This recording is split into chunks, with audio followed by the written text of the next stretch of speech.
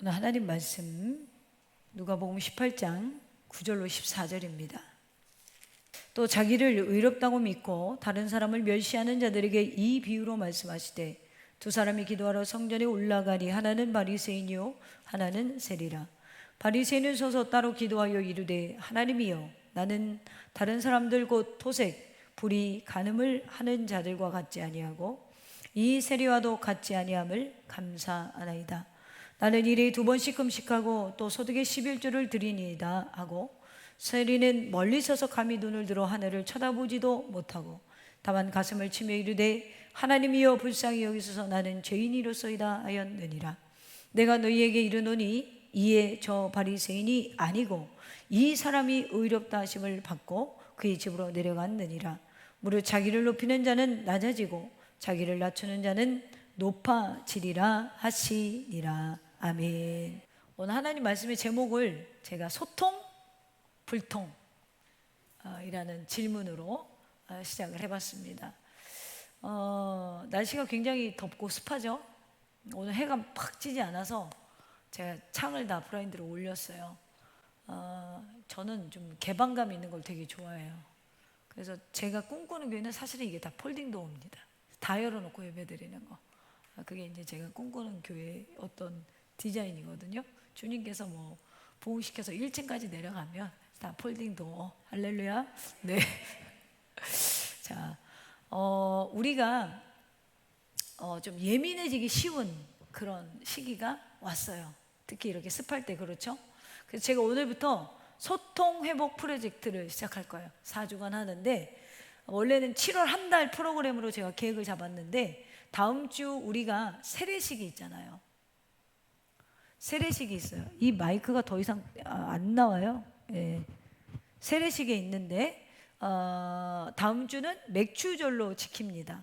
그래서 맥추절로 지키고 그 다음에 맥추절에는 연합 감사 예배와 그리고 세례식이 있어요. 그래서 맥주 감사 예배와 세례식이 있는데 그 다음 주에는 여러분들이 세례자들을 축복해 주면 좋겠습니다. 할렐루야. 그래서 지금 일부에 계속 교육을 5강을 했습니다. 그래서 세례식이 있고요. 그래서 다음 주는 그런 설교를 할 거기 때문에 오늘 그리고 7월 둘째 주, 셋째 주, 넷째 주 이렇게 해서 소통 회복 프로젝트를 할 거예요. 오늘 그 첫째 시간입니다.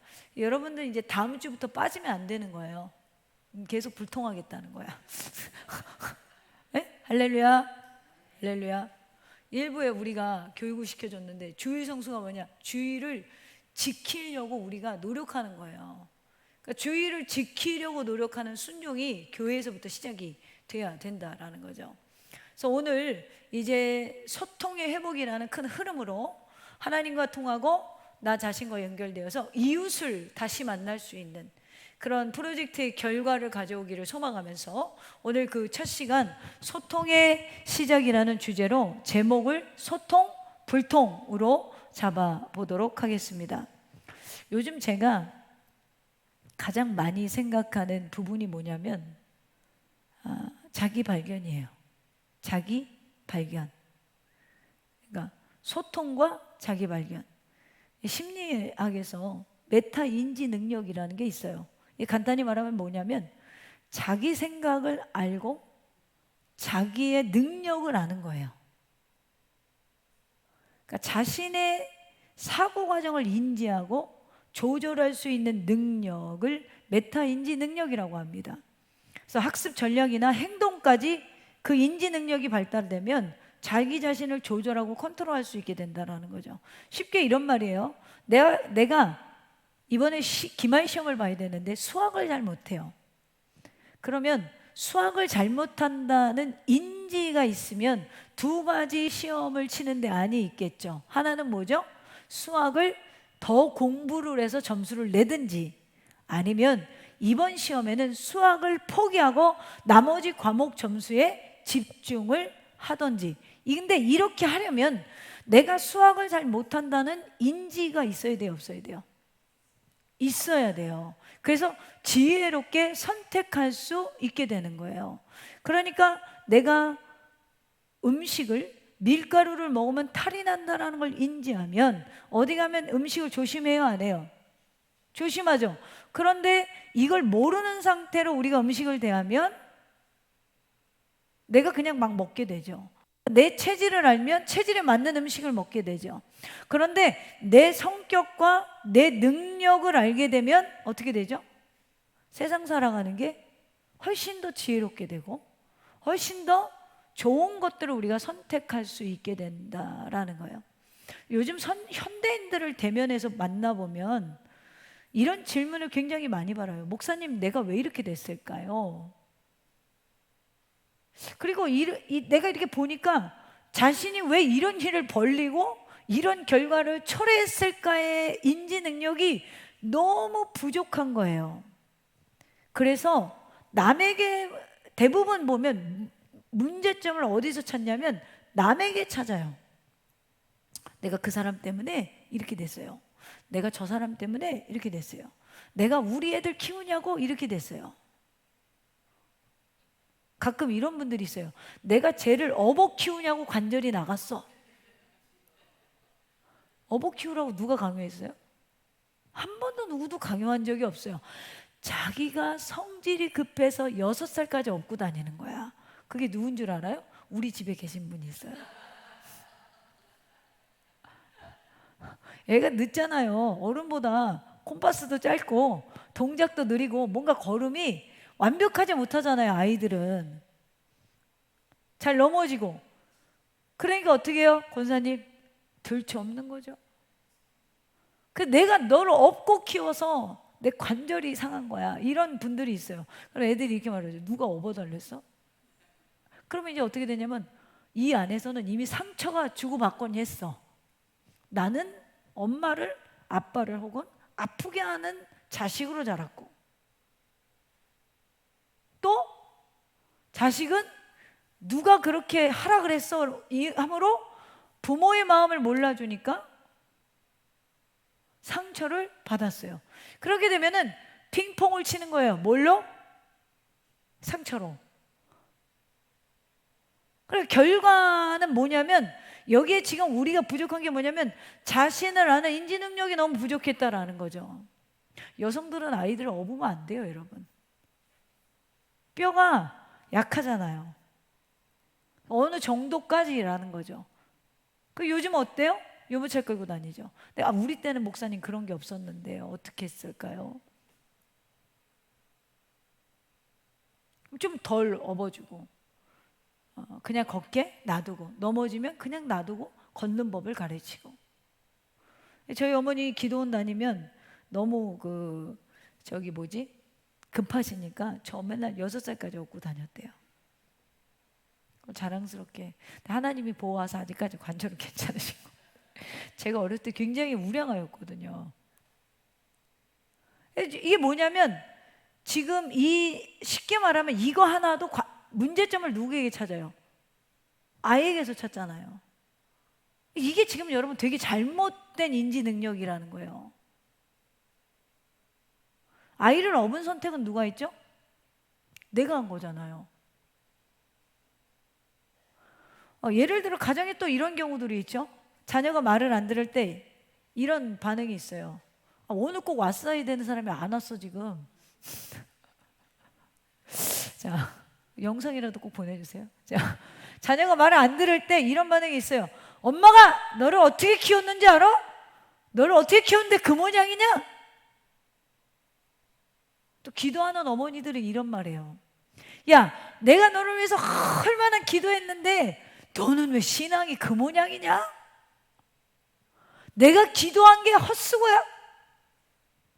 자, 여기서 어머니들이 인지 못하는 게 뭐예요? 아버지들이 인지 못하는 게 자기 자신에 대한 아이의 불만을 발견하지 못했다라는 거죠.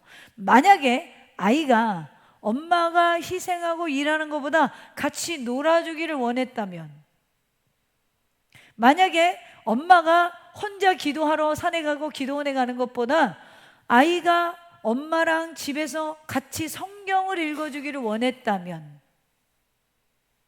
여러분 어떻게 하실래요?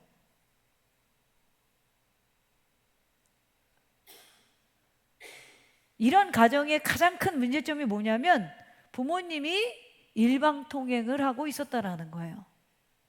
그러니까 내가 사랑하는 방식을 고집했다라는 거죠. 여기서부터 우리의 가정은 무너지기 시작한 거예요.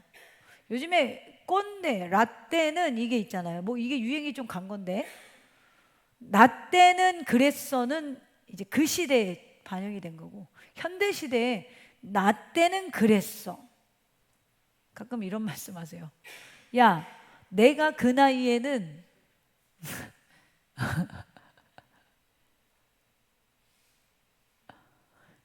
내가 그 나이에는 그랬어. 근데 지금 현대의 젊은 친구들은 굉장히 음식은 영양이 많은데 스트레스는 예전 분들보다 훨씬 더 받고 살아요. 하다못해 이런 어떤 그런 이 현대적인 문물을 대할 때에도 계속 빠르게 흘러가잖아요. 그러니까 이런 것들을 대비해야 되고, 대비하지 않으면 살아갈 수 없는 시대.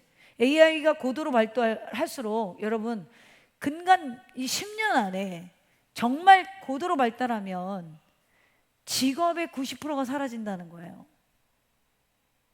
그게 무슨 20년, 30년 나 죽어서 문제가 아니고 이미 하나 예를 들어서 자동차 공장 안에 수많은 로봇들이 지금 사람이 조립해야 되는 걸 하고 있는데, 문제는 정확도나 빠르기나 힘이 훨씬 더 3배 이상 인간보다 세다는 거예요.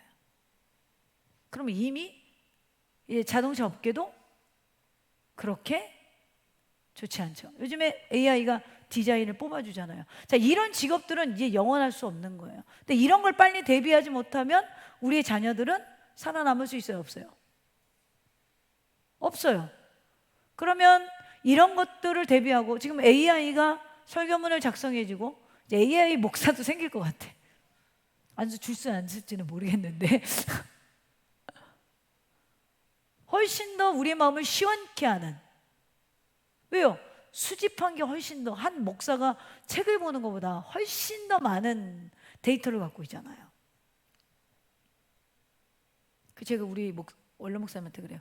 엄마, 이제는 이제 목사를 끝까지 할 수 있을지 안 할지 모르겠어. 종교라는 게 이제 필요 없는 시대. 이런 데에 우리의 젊은이들은 지금 스트레스를 받고 살아가기 때문에 여러분들보다 훨씬 더 피곤한 세상을 살아가고 있다라는 거죠. 그래서 나 때는 하시면 안 돼요. 할렐루야. 이런데 왜 젊은이들이 교회를 많이 안 왔지?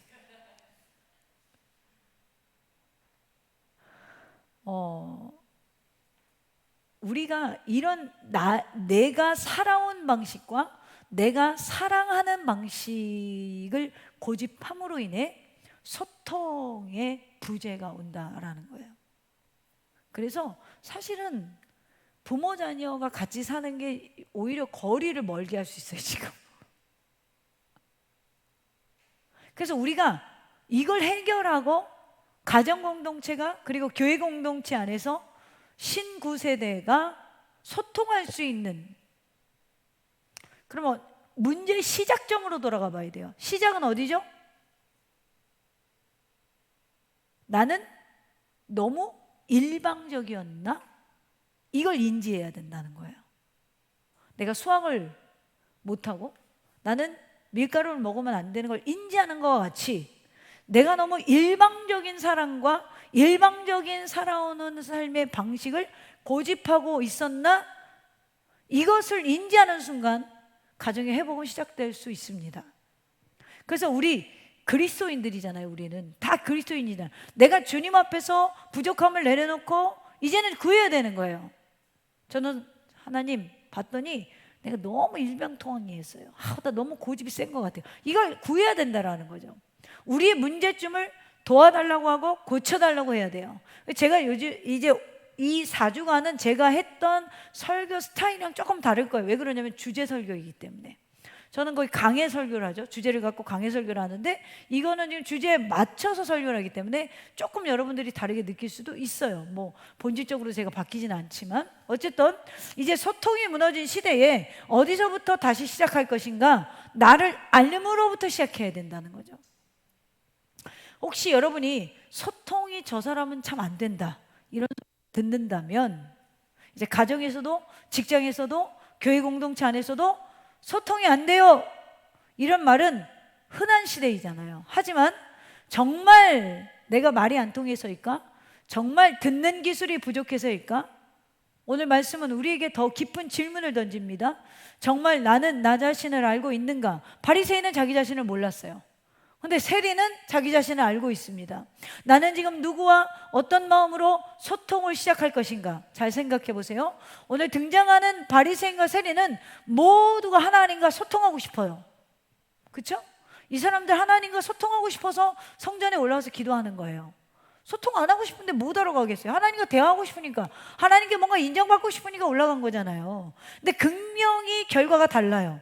이 말씀은 단지 기도의 자세만을 가르치지 않습니다. 하나님과 사람과의 소통에서 우리가 왜 실패하는가? 우리 그리스도인들이 이제 어디서부터 다시 시작해야 되는가? 첫째는 소통은 자신을 아는 것에서 시작된다라고 가르치고 있어요.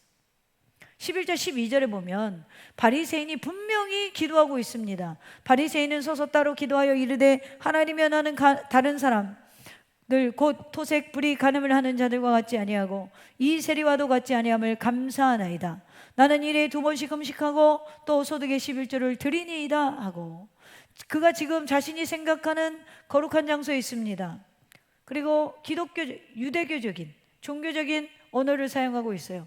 하지만 그의 기도는 하나님을 향한 것이 아니라 자기 확신에 찬 독백이라는 것을 우리가 성경을 통해서 그동안 너무나 많이 배웠고 들었습니다. 보세요. 율법에는 하지 말라와 하라가 있습니다. 그러니까 하나님이요 하지 말라는 걸 지켰어요. 나는 다른 사람들 곧 토색과 불의와 간음을 하는 자들과 같지 아니하고 하나님이 하지 말라는 것을 안 하는 것을 이야기하고 있어요.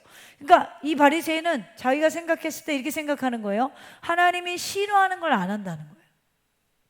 그리고 하라는 명령도 잘 지키죠. 나는 12절에 보니까 일에 2번씩 금식하고 또 소득의 11조를 드리나이다. 이 바리새인이 일에 2번씩 금식을 한다는 것도 사실은 하나님이 주신 명령이 아니에요. 레위기 16장 29절 이하에 보면 너희는 영원히 이 규례를 지킬지니라. 7째 달 곧 그 달 10일에 너희는 스스로 괴롭게 하고 아무 일도 하지 말되 본토인이든지 나중에 거류하는 거류민이든지 그리하라. 이 날에 너희를 위하여 속죄하여 너희를 정결하게 하리니 너희의 모든 죄에서 너희가 여호와 앞에 정결하리라. 이는 너희에게 안식일 중에 안식일인즉 너희는 스스로 괴롭게 할지니 영원히 지킬 규례니라. 율법이 정한 금식은 1년에 한 번뿐이었어요. 근데 후대에 와서 경건주의자들이 특별히 바리새인들이 더 많은 금식을 하면서 나는 남다르게 경건하다라는 의식을 키워갔어요. 유대 전승에 의하면 모세가 시내산에 올라간 날이 목요일이고 내려온 날이 월요일이라는 이 전승에 바리새인들이요 대체로 월요일과 목요일에 금식을 했어요. 그래서 2일에 2번, 일주일에 2번 나는 금식을 한다라고 지금 바리새인이 하나님 앞에서 자랑하고 있는 것입니다. 그리고 11조의 율법 정신을 보면 하나님께 받은 은혜를 기억하고 하나님을 주권으로 인정하는 것에 나아가서 그 결과물로 제가 늘 이야기하잖아요. 11조의 개념과 헌금의 개념은 우리가 신약시대에 와서 어떻게 이해해야 되냐?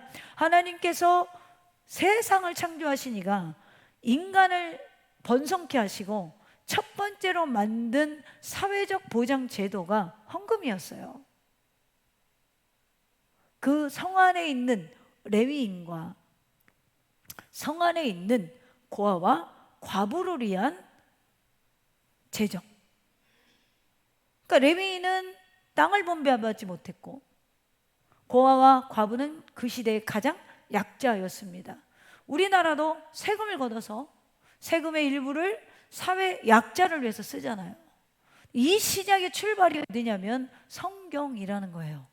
그렇기 때문에 우리가 드리는 11조나 또 다른 헌금은 하나님의 주권을 인정하는 감사의 고백과 신앙의 고백도 있지만 그 결과는 어떻게 쓰이냐면 하나님께서 제정하신 우리가 나누고 그리고 이 나눔에서 가난한 이웃들까지 뭐예요?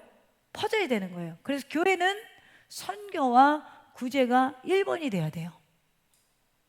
할렐루야. 그게 교회의 재정의 목적이 되어야 된다라는 거예요. 그러려고 노력은 하는데 뭐 아직까지는 교회가 미약하니까. 이것이 뭐냐면 결국에는 자기 의로움을 쌓기 위한 수단이 아니라 하나님이 내게 주신 것에 감사의 고백을 가지고 또 다른 누군가에게 도움을 주는 영역으로 쓰임받게 한 것이 헌금 중에 또 특별히 11조의 개념이었다라는 거예요. 지금 11조 가지고 해라 하지 말아라 이런 걸 가지고 논쟁하는 목사님들이나 신학자들이 많지만 저는 여기에서 하나님이 창조주로서 인간을 어떻게 다스리고 있는지에 대한 고유 의미를 좀 이 신약 시대를 살아가는 성도들이 알았으면 좋겠다라는 생각이 듭니다. 어쨌든 이 본문의 바리새인은 율법보다 더 철저하게 11조를 계산했어요. 마태복음 23장 23절에 보면 이런 말씀이 있습니다. 화 있을진저 외식하는 서기관들과 바리새인들이여 너희가 박하와 회향과 근처의 11조는 드리되 율법에 더 중한 바 정의와 긍휼과 믿음은 버렸도다. 원래 드리는 게 정의와 긍휼과 믿음을 위해서 드리는 거였는데 그건 잊어버리고 하다못해 작은 허브잎까지도 10의 1초를 계산하던 이 외식적인 경건에만 집중했다라는 것입니다. 그 속에 담긴 정의와 자비와 믿음이라는 하나님의 마음과의 소통은 놓친 상태에 있다라는 거예요. 우리가 신앙생활을 이렇게 해요.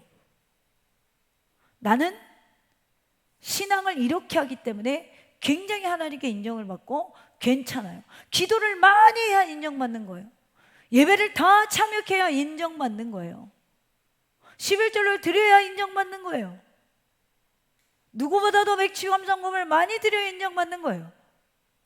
이렇게 생각하는 착각 속에 있을 때가 되게 많아요.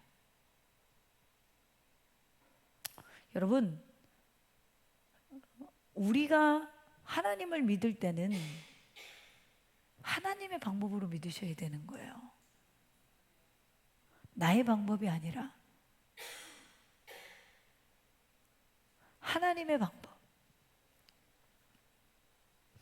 이 사람이 지금 11절 끝에 보면 이렇게 말을 하죠. 더 나가서 이 세리와도 같지 아니함을 감사하나이다.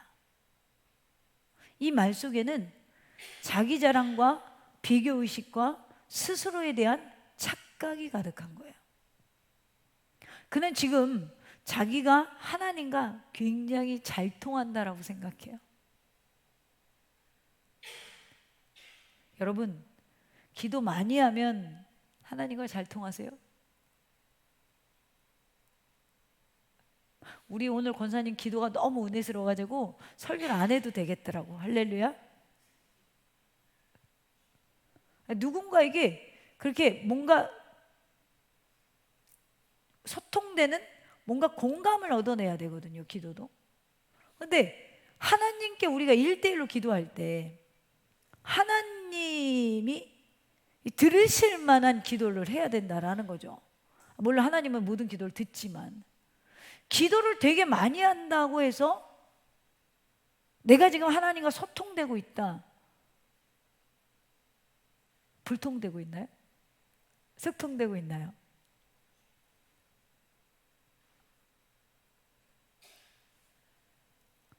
근데 실제로 이 바리새인에게 하나님께서는 침묵하셨어요.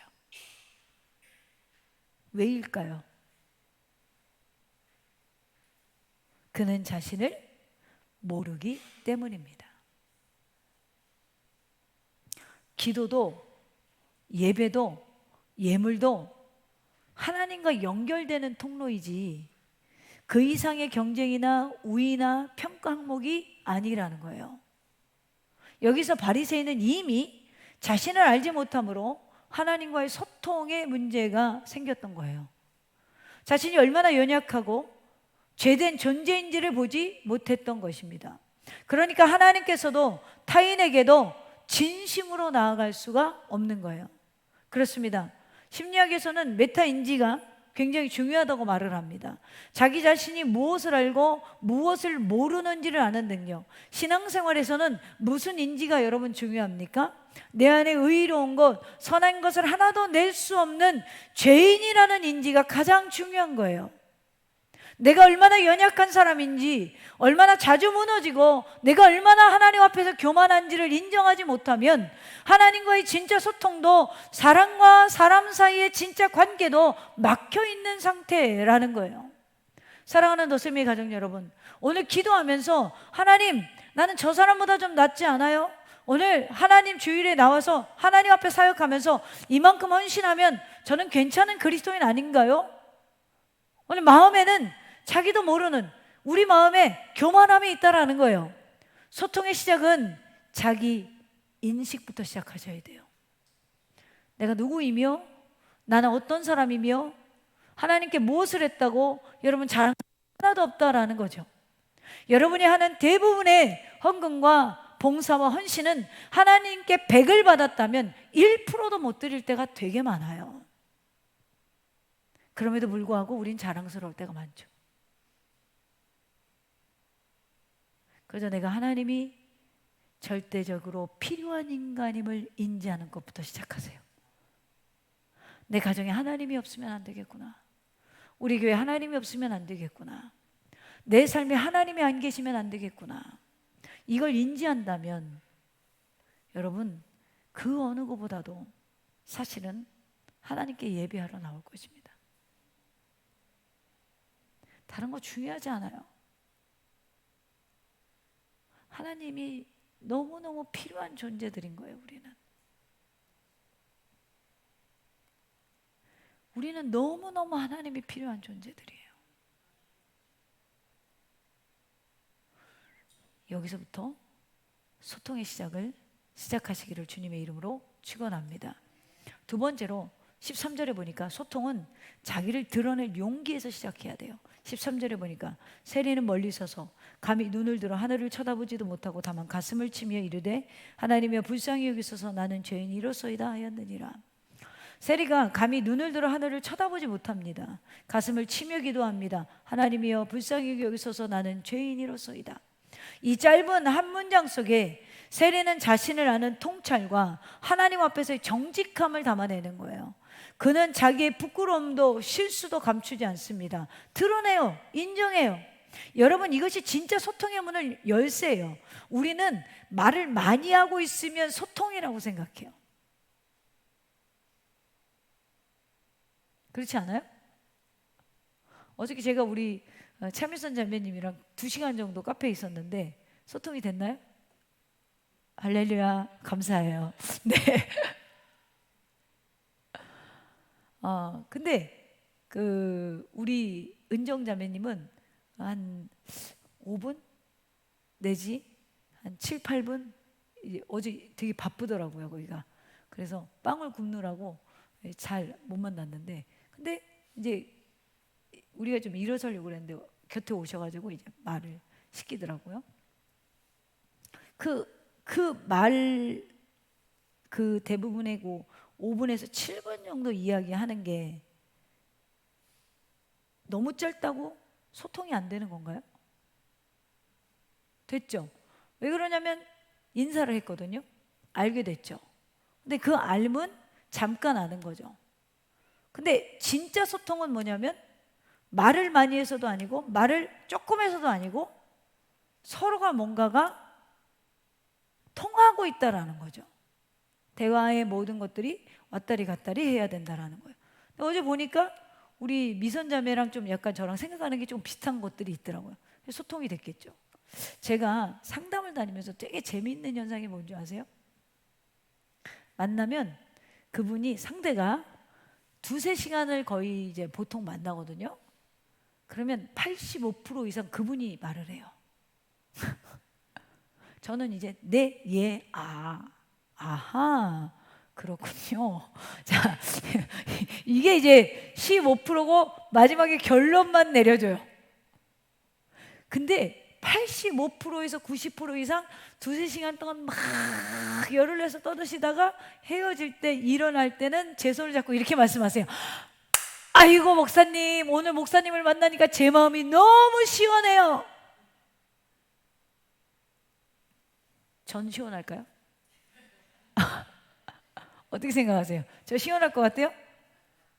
조성 여사님, 저 시원할 것 같아요? 사실 저는 잘 모르겠어요. 시원한 건지. 왜 그러냐면 그분은 85% 90% 두세 시간 떠들다가 도로 문제를 안고 가시거든. 그러니까 제가 보기에는 저는 이제 시원하지 않아요. 혼자 이야기를 하시니까 그냥 저는 들어준 거죠. 들어주는 대상이 있으니까 속이 시원했다라고 생각을 하는 거예요. 그리고 저 그 목사님이랑 엄청 잘 통해요, 이렇게 얘기하시죠. 슬프죠? 여러분, 진짜 소통은 뭐냐면 그냥 어떤 겉핥기식의 대화가 아니라 내 문제를 꺼낼 수 있어야 돼요. 무슨 얘기인지 아세요? 진짜 내 문제를 꺼낼 수 있어야 돼요. 수다를 떠는 건 소통이 아니에요. 하나님 앞에든 사람 앞에든 대부분 이것이 두려운 거예요. 그러니까 교회를 안 나오는 사람은 교회를 안 나오는 정확한 자기가 가지고 있는 원인이 있어요. 근데 저를 만나면 얘기해요, 안 해요? 안 해요. 드러내기 싫거든요. 그럼 이미 소통이 안 되고 있는 거예요. 정확하게 나에게 그 문제를 이야기했을 때 목사로서 진단을 하겠죠. 가끔 이제 얘기를 하면, 지금은 그런 분들 없어요. 근데 제가 한 10년 전, 20년 전만 해도 권사님들 만나면 이런 얘기를 많이 하세요. 제가요, 정말 그 인간이 싫은데 애들 때문에 살았어요. 여러분은 그러지 않으셨죠? 할렐루야. 대답하지 마, 두려워. 자, 그래요. 애들 때문에 살았어요. 말이자매 그렇진 않죠? 할렐루야. 남편을 사랑하시죠? 할렐루야. 예. 러브러브 하잖아. 아니요? 예. 자, 그런데 애들 때문에 산다고 해서 전 처음에 그걸 믿었어요. 순진해서. 근데 봤더니 좋아서 못 헤어져. 좋아서 못 헤어지는데 핑계를 누구로 잡냐면 애들 때문에 잡는 거예요. 그러면 애들이 상처 받아요, 안 받아요? 난 우리 엄마를 불행하게 하는 사람인가? 불행하게 하려고 태어났나? 그런데 저녁에 기도해야 하자면 우리 남편 밥 해줘야 된다고 못 나와. 난 여러분들이 이런 노래를 좀 알았으면 좋겠어요. 내가 왜 이러는지 몰라. 도대체 왜 이런지 몰라. 그래서 제가 이렇게 보니까, 저분은 남편을 싫어한다고 하지만 그 싫음 속에 사랑함이 있구나. 자기 마음에 안 든 거지 미워하는 건 아니더라고요. 그러니까 뭐냐면 이걸 진짜 꺼내야 진단이 빨라. 난 남편을 너무 사랑하는데 내 말을 안 들어요. 이렇게 얘기를 해야 되는데 애들 때문에 살아요. 이건 뭐예요? 진짜 문제를 꺼낼 자신이 없는 거야. 저런 인간을 사랑하는 나를 마주대할 자신이 없는 거야. 마주대하셔야 돼요. 지금 세리는 하나님 앞에서 자기를 마주대하고 있어요. 감히 하늘을 쳐다보지 못하고 가슴을 치며 나를 불쌍히 여겨주세요. 난 하나님 아니면 안 되는 인간이에요. 난 하나님 도와주지 않으면 안 되는 인간이에요.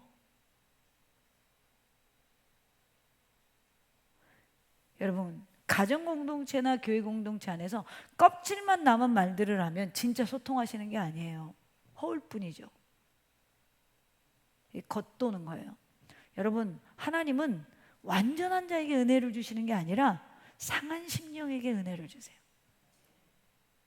저는 그 아버지 사랑 내가 노래 그 가사가 너무 좋은 게 상한 갈대를 꺾지 않으시고 꺼져가는 불씨를 끄지 않으셔. 우리가 완전해서가 아니라 꺼져가는 불씨 같을지라도 살려주시고 상한 각대라도 꺾지 않으시고 회복시켜 주시는 게 하나님이시라는 거예요. 그래서 그 하나님께 저에게 얘기 못해도 괜찮아요. 하나님께 세리와 같이 솔직하게 자기 자신을 꺼내셔야 돼요. 시편 51편 17절에 이런 말씀이 있어요. 하나님께 구하는 제사는 상한 심령이라. 하나님께서 구하시는 제사는 상한 심령이라는 거예요. 완벽한 제사가 아니라 오늘 하나님 은혜 받으러 왔어요. 일주일 동안 죄 짓다 왔어요. 일주일 동안 하나님 멀리 하다가 왔습니다. 난 주님의 은혜가 필요해요. 상하고 통회하는 마음 주께서 멸하지 아니하시리이다. 오늘 나의 기도에 진짜 내 마음을 드러내고 있는가? 오늘 나는 이 공동체에서 진심을 나눌 용기가 있는가? 오늘 나는 내 감정과 내 약함과 내 죄를 감추고 있지 않은가? 성도 여러분, 진짜 기도는 하나님과의 솔직한 대화부터 시작하셔야 돼요. 정직함에서 시작된 거는 잊지 마시기를 주님의 이름으로 축원합니다. 마지막으로 14번째로, 세 번째는 소통은 바로 하나님과 통할 때 사람과도 통해요. 할렐루야. 너무 귀한 말씀이라 조금 시간이 갔는데도 해야 돼요. 그래서 빵을 많이 사놨잖아요. 배고프시라고. 14절에 보니까 예수님이 이렇게 말씀하세요. 이제 이들의 결과를 이야기하시는 거죠. 내가 너에게 이르노니 이에 저 바리새인이 아니고 이 사람이 의롭다 하심을 받고 그의 집으로 내려갔느니라. 무릇 자기를 높이는 자는 낮아지고 자기를 낮추는 자는 높아지리라 하시니라. 오늘 이 두 사람의 기도의 장소를 떠날 때 바리새인은 나름 시원했을 것 같아요. 안 그래요? 여러분이 바리새인 입장이라면 나는 하나님 앞에 떳떳해. 근데 세리는 교회 왔다 나가면서 뒤통수가 뜨뜻하고 오늘도 저 목사님이 내 맞박을 치시는구나, 이런 기분으로 나가는 거예요. 근데 주님이 누굴 칭찬하시죠? 누구를 의롭다 하시죠? 오늘 말씀에 맞박이 까인 사람, 찔리는 사람, 괴로운 사람. 하나님의 인정은 완전함에 있는 게 아니라 부족함을 아는 자에게 임합니다. 하나님의 인정은 의로운 자가 아니라 죄인임을 인지하는 자에게 임합니다. 세리는 비록 삶은 매국노라는 소리를 들었거든요. 세리들은 이 당시에. 왜냐하면 로마에 붙어서 세금을 징수하는 직업을 가졌기 때문에 그래요. 그렇기 때문에 유대인들에게는 나쁜 놈, 원수 같은 놈, 그런 존재들이었어요. 매일 욕먹고 자기가 벌어서 떵떵거리고 살아도 내가 의롭게 벌지 못한 돈 갖고 그런 문제를 안고 살아가는 인생이었어요. 그런데 하나님과의 소통에 성공합니다. 왜냐하면 그는 자기 자신을 알았고 하나님께 진실된 마음으로 나왔기 때문에, 그리고 내 인생이 그리스도가 아니면 아니라는 걸 알았기 때문에. 여기서 우리는 한 가지 중요한 원리를 발견하게 돼요. 하나님과의 소통이 회복될 때 사람과의 소통도 회복된다라는 것이죠. 하나님 앞에 나 자신을 아는 사람이, 하나님의 은혜로 다시 살아난 그 감격과 겸손이 있는 사람이 다른 사람 앞에도 겸손해질 수 있는 것입니다. 이제 서예는 더 이상 비교하지 않습니다. 누가 더 나은 건지, 누가 덜 나은 건지 따지지 않습니다. 자신도 용서받은 자이기 때문에 다른 사람도 용서할 수 있는 자가 되었겠죠.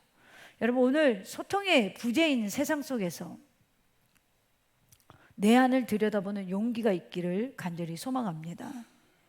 사람들과도 더 좋은 관계를 우리가 맺고 싶잖아요. 하나님과 열린 관계를 맺고 싶잖아요. 그런데 지금까지 우리의 시작점, 출발점이 잘못되었었어요. 타인을 먼저 이해하려고 했고, 타인을 용납해 보려고 상대를 연구는 했지만 나를 인식하는, 나를 연구하면은 부족했다라는 거예요. 저는 지난 1년 정도, 짧게는 한 6, 7개월 정도 저 자신을 이해해 보려고 무척이나 노력을 많이 했어요. 그래서 상담사들의 강의도 굉장히 많이 들었고, 심리학자들의 강의도 굉장히 많이 들었어요. 근데 저는 여러분들을 이해하기 위해서 그렇게 공부를 했던 게 아니라 그냥 저 자신을 이해하고 싶었어요. 저 자신을 조금씩 발견하니까 너무 부끄러운 거예요. 길을 걷다가도 얼굴이 빨개져요. 아, 나는 이런 인간이었지. 나는 이런 인간이었지. 근데 놀랍게 나는 이런 인간이었지를 깨닫고 나면서 뭐 원래도 인기가 좋긴 했는데 인기가 더 좋아졌습니다. 사람들이 좋아하는 사람이 된다는 거죠. 영종에 제가 좀 떠야 될 것 같아요. 그래야 교회 좀 오실라나? 그래서 제가 그냥 내가 깨달은 것들을 좀 나누고 싶어요. 그래서 오늘 이제 소통의 시작, 누가복음 18장을 시작해서 다음 주에는 예레미야 예가와 시편 말씀으로 나와 통하고 있는가, 그리고 그 다음 주에는 이제 말로 상처 주는 시대, 말로 치유하는 사람이 되자.